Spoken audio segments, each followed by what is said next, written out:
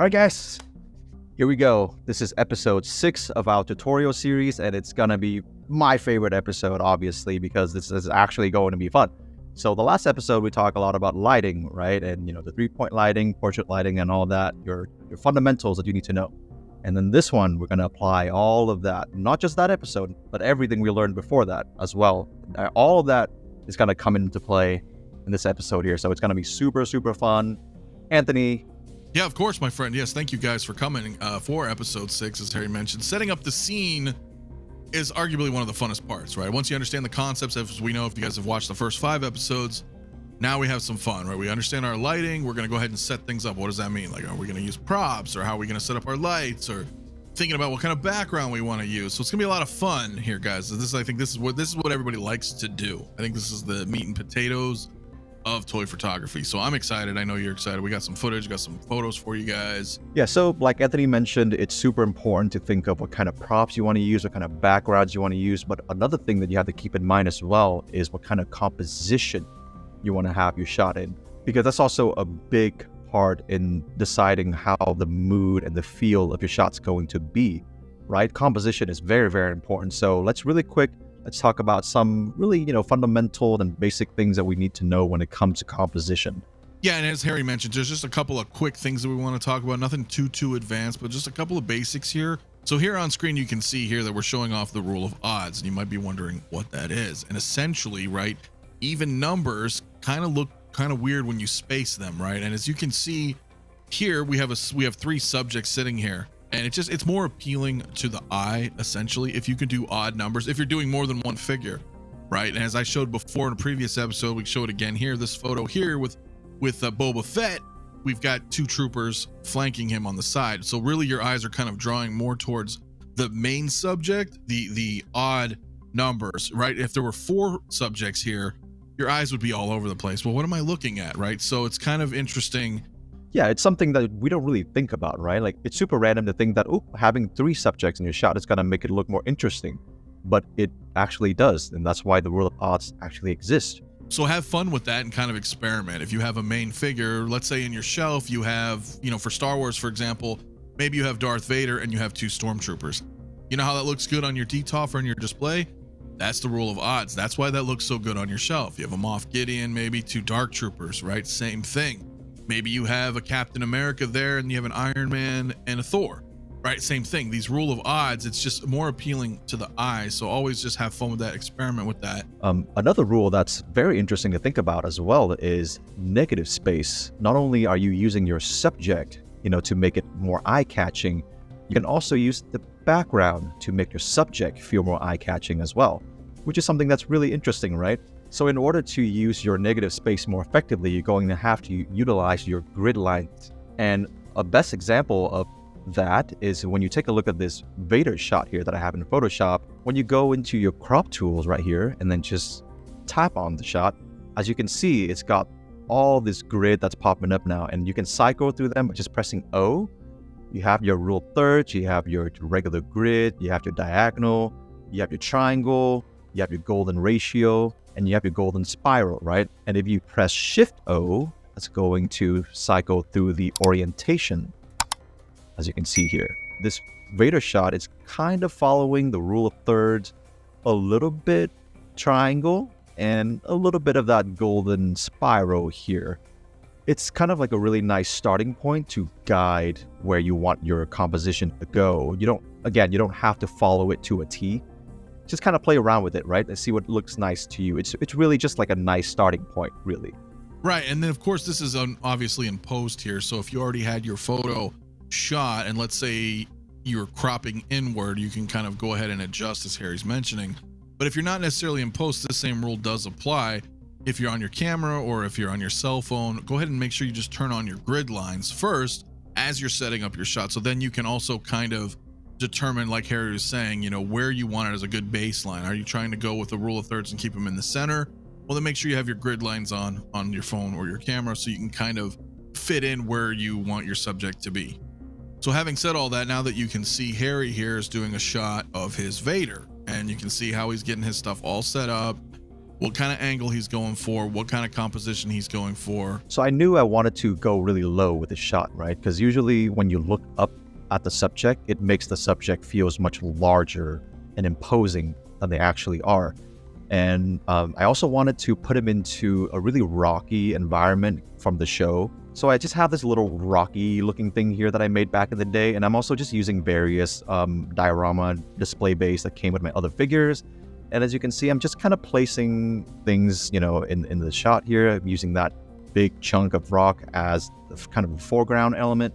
And then I have this little bag of little pebbles here that I'm just kind of sprinkling all over the scene just to have that little texture to really add that little pop in the foreground. And then here I have this little thing that I bought from Petco. It's like a little rocky aquarium thingy that I'm using to kind of just blend in, you know, just to fill in the space between the background and the foreground.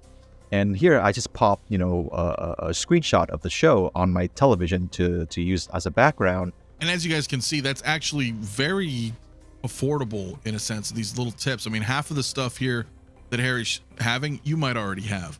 You know, yeah, that's an Iron Man base there. The other one's the Mark 85 base or various bases. All these rocky bases, just Star Wars, Marvel. If you have something like that for this particular shot, right? Because you're shooting this shot in a mountain area, so you want to have these types of bases that you can just implement there. Because you're gonna remember everything's in frame, so you're not going to show like the nameplates and all that. You're going to get everything set exactly how you want your camera to be set.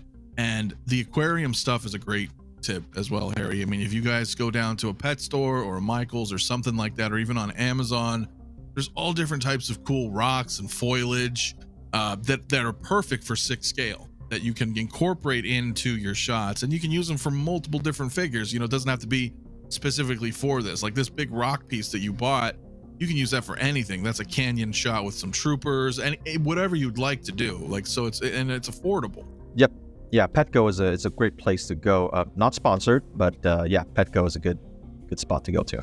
That was another great idea that you had there too, Harry, is using these pebbles as just subtle foreground elements, because that really kind of sells the scene that they're actually there. It's not just all flat objects. You have this a little bit more depth. Yeah, like as you can see on top of the base that I made here, just out of foam, by the way. Yeah, it looks a little flat, right, on top, and I know that I'm going to be looking from below up. So just having those little pebbles on top really adds a nice little texture, you know, onto the foreground. And it's all going to be kind of blurred and bokeh out anyway, so just a really nice, subtle little touch, basically. Again, that's great footage here that Harry's showing you guys on setting up a scene. But one thing that you've noticed probably is that there's no lights in here. Yeah, and the reason for that is, as you guys know, the way I shoot is very, I would say, unconventional. I light with basically just one light. I'm bouncing all over the place. I'm doing all kinds of stuff with my lighting. And then in post, I will control how my light looks. So you're not going to see a whole lot of light in my BTS setup usually. So just for demonstration purposes, this was the actual footage that I got on my Blackmagic Pocket 4K. So as you can see, it's a video, right? Weird. Who does that? But the reason why I shoot videos instead is because I can do things like this, and I can take my light and just kind of move it around the scene. And then I'm going to add a little bit of fog here, a little bit of haze, just like we talked about in episode 2. You see how it adds that really nice layer of atmosphere, and it's kind of blending the foreground elements with the background elements as well. And I'm trying to basically kind of mimic the moonlight coming down here. So I'm literally just bouncing my light again all over my ceiling, just like what we did with the Mando shot in the last episode. Now, if you take a look here, his lightsaber should be emitting way more light in this scene, right? That should be lighting up the rocky grounds, that should be lighting up his suit, some of his helmet, but we're not getting any of that, right? So we're gonna go in there and manually add that in with our panel here. That's how it should look. Again, adding a little bit of smoke just to get that really nice light scattering in the atmosphere. And then also, yes, the rocks should also be lit up by the lightsaber as well. So we're going to accommodate for that right here. So I'm essentially picking out the best frames that I like. It's pretty much kind of like the equivalent to taking pictures, but instead I'm just taking stills. And again, we cannot forget about some rim light. I always have a little bit of rim light, even though I might not end up using it, but it's always nice to just have, just in case. you really never know when you might actually need it. So combining all those stills together, you'll end up with something like this. But, unlike Anthony here, with his pike setup here, he's got all the lights laid out here for you guys to look at. So in this video here, I'm showing you guys that I've got Captain Pike here from Strange New Worlds. It's X06 figure Star Trek. But what we're doing here is I'm trying to go ahead and show up the base 3-point lighting that we just showed in our previous episode. If you guys didn't watch that, click that link, go check that one out on lighting, because that's exactly what we're going to be talking about here in a more practical setting. Now, looking at this shot, this is the great thing too that I wanted to talk about, and that we had talked about in previous episodes. We're doing this on a budget. So you can look here and go, wow, that looks kind of janky, right? But you be creative with it. If you have boxes, like I have shipper boxes, tables, whatever you need, it's outside of the frame, right? So, feel free to just be creative, use whatever you have around to set up your scene, because at the end of the day, we're trying to do this affordable. You don't need like crazy moving desks and things like that and all this stuff. Just use whatever you have around you. It's not going to be in your shot. So be creative, have fun, be cheap with it, and you can do some awesome results here. Yeah, I think movie magic is the key word here, right? Like on set, a lot of times when you look at all these crazy sets that they built, a lot of times, a lot of those aren't even finished. So they have to kind of work around that, right? Like only shoot what you want to show. Again, if you take a look at this Vader shot here, he's literally just standing on 3 planks of wood, right? But I know since I'm not going to see that in frame, there's no reason to go above and beyond and make that an actual diorama area, right? I'm just using various pieces here in the foreground to basically kind of hide, all these other things that I don't want you to see. Again, movie magic, right? Yeah, absolutely. Everything exactly Harry said. Movie magic. None of that matters. Be creative. Use whatever tools you have available. Again, when we talk about bounce carts, the same thing. Piece of cardboard, some painted wood. It doesn't really matter. We're not trying to spend tons of money here to create an end result. Yeah, again, guys, so in both of these shots here, here's our final shot of Pike, and we also have our final shot of Vader. And as we talked about, anything outside of the frame doesn't matter. You're not seeing that in your shot. So, but planning your shot is definitely important. Harry mentioned earlier with that Vader, he was doing a low shot. Well, since he's doing a low shot, you're going to see the floor, right? You're starting to see the floor. So if you see the floor, that's why adding pebbles, adding those rock formations there is going to give the viewer that sense, conveying that sense, hey, he's standing somewhere. So, but if you're doing a higher shot, if you're not looking at the feet, then that's not something you're going to worry about, right? But that's what is all about setting up your scene. Like, what composition do you want to do? Are you going to do a low shot? Are you trying to do a high shot? Are you going to do like a Dutch angle where everything's, kind of tilted, right? All those are going to factor in with your creativity. Yeah, I couldn't agree more. Basically, just try to plan out your shot. Only set up what you need to set up. Don't go above and beyond when you don't need to, because it's honestly kind of unnecessary because you're not going to see it anyways. So yes, plan your shot out. Very, very important. So it's all about having fun, right? That's what we're trying to do. Be creative and try to think about how you want to set that shot. Like we mentioned, low, high. If you're going for that, do you want foreground elements? Are you trying to sell a scene, or are you trying to do product photography where maybe you don't need too much and you just want to focus more on lighting? And again, it's all about having fun and being creative with your photography and your figures, of course. Also, I want to bring up references. That's also super, super important. A lot of times I would just take a look at some shots from a movie, like, oh shit, that shot looks good. I want to recreate that shot. Or maybe even a comic book panel that I saw somewhere, like, oh, that's a cool panel. Let's just recreate that. Or even just some like concept art. I look at a lot of concept arts, and they do the same thing. They have 3-point lighting in there. They have a composition and all of that. So this is knowledge that are pretty much interchangeable between a lot of mediums. Yeah, that's a great point. Now, we're not really covering too much on posing here in this series, right? But that's another thing, inspiration. Whether you're looking at the television or movies or comic book covers, comic book panels, things of that nature, posters, find your inspiration somewhere and take a look at those and say, why does that look so appealing? And then take note, right, that what we're talking about is pretty much universal across the board.